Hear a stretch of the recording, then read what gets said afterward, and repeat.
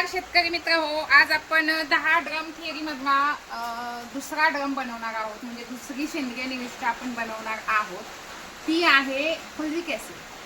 तर हे ऍसिड ह्याला दुसरा सूर्य असं म्हटलं जातं. म्हणजे काय, तर जरी जास्त पाऊस असेल, ढगाळ वातावरण असेल, तर याच्यामध्ये जर तुम्ही त्याची फवारणी केली तर ढगाळ वातावरणामध्ये सूर्यप्रकाश नसताना सुद्धा पिकं म्हणजे पिकं जी आहेत आपली ती चांगल्या प्रकारे अन्न निर्मिती करू शकतात.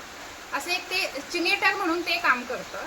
असं हे फुलिक ऍसिड आपण बनवायला घेऊया. हे बघा, हे आहे फुलिक ऍसिड जे बाजारामध्ये आपण सहजपणे उपलब्ध होतं आपल्याला. आणि हे पाण्यामध्ये पूर्णपणे डिस्पोजेबल आहे.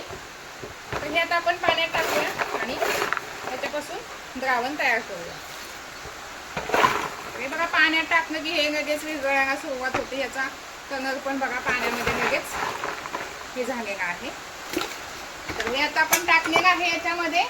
आणि हे आता आपण काठीच्या साहाय्याने आपण हे ढवळून घेऊ. हे पाण्यामध्ये विरघळतं पूर्णपणे. त्याचा एवढा मोठा खडा होता तरी पण बघा पूर्णपणे हा पाण्यामध्ये विरघळला आहे.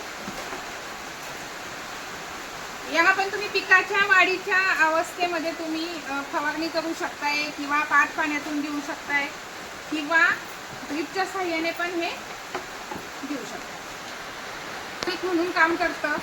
पांढऱ्या मुळांची वाढ अतिशय जलद गतीने ह्याच्यामुळे होते. पिकांच्या वाढीसाठी पांढऱ्या मुळ्या खूप आवश्यक असतात आणि ते वाढवण्याचं कामच हे फुलिक ऍसिड करतं.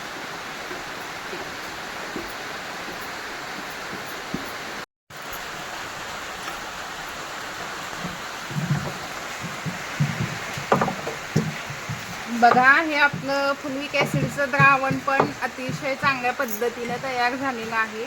पूर्णपणे पाण्यामध्ये विरघळलं आहे आणि हे द्रावण वापरण्यासाठी तयार आहे. पिकांच्या वाढीच्या अवस्थेमध्ये आपण वापरू शकतो.